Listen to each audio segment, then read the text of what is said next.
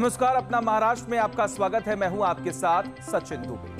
महाराष्ट्र सरकार ने एक बार फिर औद्योगिक क्रांति को आगे बढ़ाते हुए 9 कंपनियों के साथ 80,962 करोड़ के निवेश को लेकर बड़े स्तर पर समझौता किया है। ये करार मुंबई के गोरेगांव में आयोजित AIIFA स्टीलेक्स 2025 स्टील महाकुंभ कार्यक्रम के दौरान मुख्यमंत्री देवेंद्र फडणवीस, केंद्रीय मंत्री प्रहलाद जोशी और उद्योग मंत्री डॉक्टर उदय सामंत की मौजूदगी में हुआ। इस बड़े MOU से राज्य में करीब 90,300 नए रोजगार के अवसर खुलने जा रहे हैं। इन परियोजनाओं के जरिए गढ़चिरौली, चंद्रपुर, नागपुर, वर्धा, रायगढ़, छत्रपति संभाजीनगर और सतारा जैसे जिलों में बड़े औद्योगिक प्रोजेक्ट लगाए जाएंगे।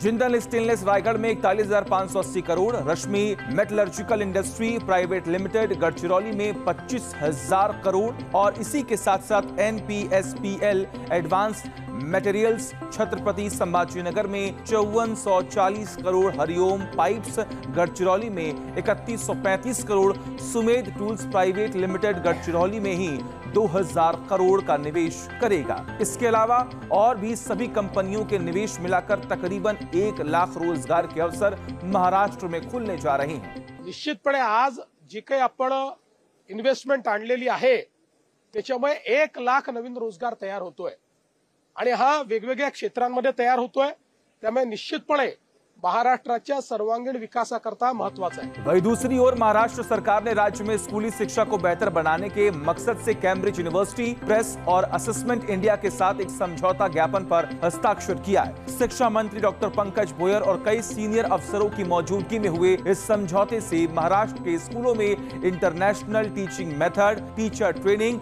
Updated curriculum material, climate education और ओपन स्कूलिंग प्रोग्राम शामिल होंगे। इस मौके पर मुख्यमंत्री देवेंद्र फडणवीस ने कहा कि राष्ट्रीय शिक्षा नीति लागू होने के बाद से विश्व स्तरीय शिक्षा की ओर राज्य की यात्रा में और भी ज्यादा तेजी आई है। उन्होंने इसके कार्यान्वयन की व्यक्तिगत निगरानी करने का संकल्प भी लिया है। बात करते हैं महाराष्ट्र में होने वाली डिजिटल क्रांति की। मुख्यमंत्री देवेंद्र फडणवीस उप मुख्यमंत्री अजित पवार के साथ कार्यक्रम में शामिल हुए, जहां सीएम ने सेवा गारंटी अधिनियम के तहत 1 मई तक 1100 सेवाएं डिजिटल तौर पर उपलब्ध कराने की बात करते हुए कहा कि राजस्व विभाग की अलग अलग कई सेवाओं को नई तकनीक के साथ जोड़कर डिजिटली आम आदमी के जीवन को आसान बनाने पर काम किया जा रहा है।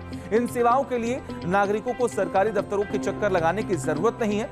90% नागरिक इनमें से 44 सेवाओं के लिए आवेदन करते हैं। इसीलिए अगर ये 44 सेवाएं अगले 3 महीनों में डिजिटल हो जाती हैं तो 26 जनवरी तक 200 सेवाएं और 1 मई 2026 तक सभी 1100 सेवाएं व्हाट्सएप पर डिजिटल रूप से उपलब्ध हो जाएंगी। ये सेवाएं बिना किसी मानवीय हस्तक्षेप के पारदर्शी तरीके से प्रदान की जाएंगी। मुख्यमंत्री फडणवीस ने कहा कि राजस्व विभाग ने नागरिकों के जीवन को आसान बनाने के लिए यह पहल की है। वहीं पीएम नरेंद्र मोदी के 75वें जन्मदिन के मौके पर देश भर में स्वस्थ महिला सशक्त परिवार अभियान की शुरुआत की गई। पीएम ने मध्य प्रदेश के धार से स्वस्थ महिला सशक्त परिवार अभियान की शुरुआत की। बाद में मुंबई के यशवंतराव चौहान केंद्र से इस अभियान का राज्य स्तरीय शुभारंभ उप मुख्यमंत्री एकनाथ शिंदे ने किया। इस मौके पर डिप्टी सीएम ने सुझाव दिया कि यह अभियान 17 सितंबर से 2 अक्टूबर 2025 तक एक पखवाड़े तक सीमित न रहकर पूरे वर्ष जारी रहना चाहिए। कार्यक्रम में केंद्रीय सामाजिक न्याय राज्य मंत्री रामदास आठवले भी मौजूद रहे। उप मुख्यमंत्री शिंदे ने कहा कि घर की महिलाएं परिवार की देखभाल करते हुए अपने स्वास्थ्य पर ध्यान नहीं दे पाती हैं। ऐसे समय में इस अभियान से देश भर की महिलाओं को लाभ मिल सकेगा। बीमारियों का जल्द निदान जरूरी है और स्वास्थ्य जांच केवल 15 दिनों की बात नहीं है। इसीलिए हमारी सरकार स्वास्थ्य सेवाओं को मजबूत कर रही है। बात करते हैं नागपुर की, जहां पर डिप्टी सीएम अजित पवार ने राष्ट्रीय कैंसर संस्थान का दौरा किया।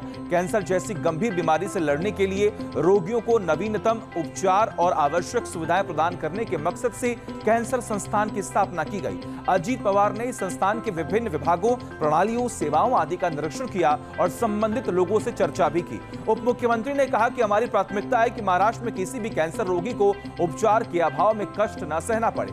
अच्छा स्वास्थ्य नागरिकों का मौलिक अधिकार है और सरकार इसके लिए पूरी तरह से प्रतिबद्ध है। अपना महाराष्ट्र में फिर मिलेंगे, तब तक के लिए मुझे दीजिए इजाजत।